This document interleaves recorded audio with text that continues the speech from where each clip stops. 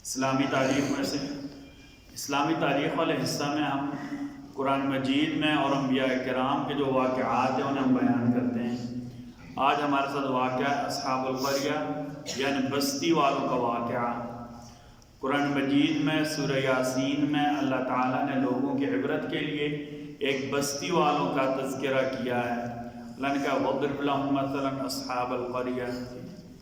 ان لوگوں کے درمیان سے شرک، کفر، شر، فساد دور کرنے کے لیے، ان کی ہدایت اور رہنمائی کے لیے اللہ تعالیٰ نے 2 پیغمبروں کو بھیجا، مگر بستی والوں نے ان کی دعوت کو ٹھکرا دیا۔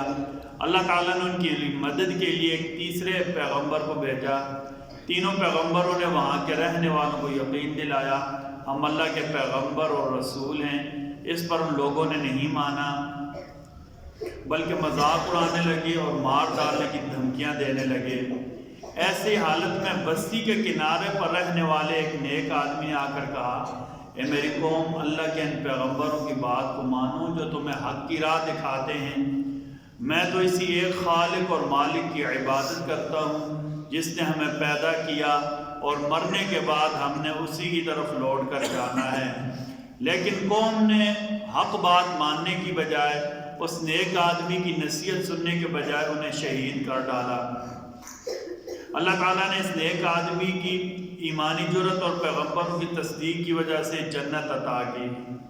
اس پاکیزہ مقام کو دیکھ کر کہنے لگے، یا لیت قومی یعلمون، کاش میری قوم اللہ کی عطا کردہ نعمتوں کو دیکھ لیتی۔ جب قوم کے لوگوں نے پیغمبروں کی نافرمانی کی، ظلم و ستم میں حد سے بڑھ گئے، تو اللہ تعالیٰ نے عذاب نازل کیا اور ایک ہولناک چیخ نے پوری قوم کو ہلاک کر دیا۔ ایک فرض کے بارے میں سجدہ تلاوت ادا کرنا۔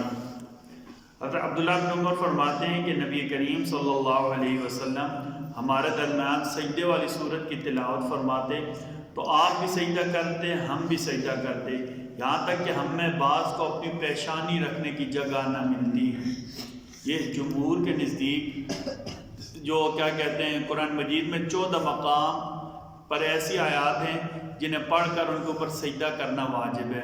اگر ایک مجلس میں بیٹھ کر اکٹھے سجدے والی آیت 10 مرتبہ پڑھی، ایک ہی مجلس میں بیٹھے تو ایک سجدہ کریں۔ لیکن اگر مختلف مجالس میں یا جگہ بدل کر کوئی سجدہ والی آیت پڑھی تو جتنی مرتبہ پڑھیں گے اتنی مرتبہ ہی سجدہ کریں گے۔ بہتر یہ ہے کہ جب پڑھ لیں فوراً سجدہ کر لیں، یا تلاوت ختم کرنے کے بعد سجدہ کر لیں، ٹھیک ہے؟ جب بھی موقع ملے یاد کر کے سجدہ کر لیں، ٹھیک ہے؟ ایک سنت کے بارے میں اولاد کے لیے دعا کرنا۔ اگر کسی کے ہاں اولاد نہ ہو رہی ہو تو اس دعا کا اہتمام کریں، ربی لا تذرنی فردا وانت خیر الوارثین۔ یہ سورہ انبیاء 17واں پارہ آیت نمبر 89 ہے۔ ربی لا تذرنی فردا وانت خیر الوارثین، اللہ آپ مجھے اکیلا مت چھوڑیے گا، آپ تو سب سے بہتر وارث ہیں۔ یا زکریا علیہ السلام نے اولاد کے لیے دعا کی۔ یہاں سے ایک بات سمجھ لیں، جب ہم یہ دعا کریں گے تو ہمارے ذہن میں کیا ہونا چاہیے؟ اولاد دینے والا صرف اللہ ہی ہیں، اللہ کے علاوہ کوئی، جب کوئی خالق نہیں ہے تو اولاد بھی نہیں دے سکتا، صرف اللہ ہی اولاد دینے والے ہیں، اللہ کے علاوہ کوئی خالق نہیں ہے۔ کیوں؟ اولاد دینے کے لیے خالق ہونا لازمی ہے۔ خالق صرف کون ہے؟ اللہ ہی کی ذات ہے۔ تو اولاد دینے والے بھی کون ہیں؟ اللہ ہی ہیں، کیونکہ نبیوں نے بھی اولاد صرف اللہ ہی سے مانگی ہے۔ ایک فضیلت والا عمل گناہوں سے توبہ کرنا۔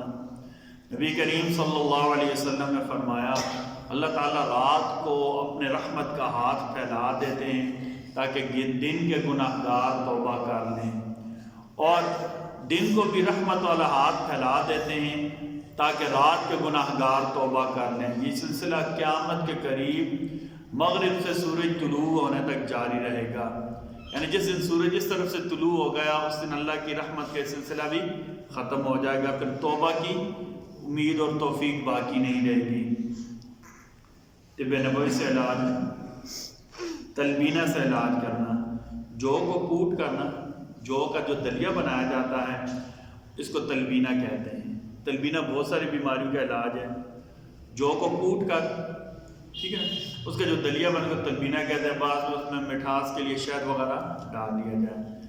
جو کیا کہتے ہیں جدید ریسرچ ہے، ہمارا وہاں علاج بھی ہوتا تھا کویت میں، تلبینہ کے ذریعے شوگر کا، بلڈ پریشر کا، کافی ساری بیماریوں کا علاج کیا جاتا ہے۔ سیدہ عائشہ بیماروں کے لیے تلبینہ تیار کرنے کا حکم دیتی تھی اور فرماتی تھی کہ میں نے نبی کریم صلی اللہ علیہ وسلم کو فرماتے ہوئے سنا، تلبینہ بیمار کے دل کو سکون پہنچاتا ہے، رنج اور غم کو دور کرتا ہے۔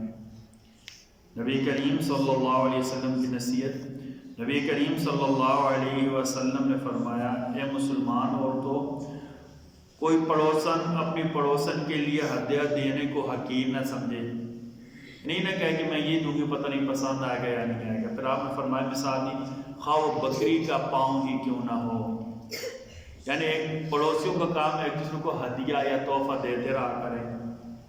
نبی کریم صلی اللہ علیہ وسلم فرمایا، ہدیہ دینے سے، ہدیہ تحفہ کو کہتے ہیں، ہدیہ دینے سے آپس میں محبت بڑھتی ہے۔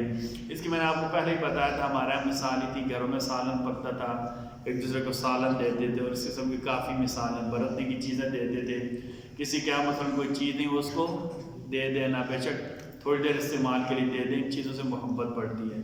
اللہ تعالیٰ ہم سب کو کہنے سننے سے زیادہ عمل کی توفیق عطا فرمائے۔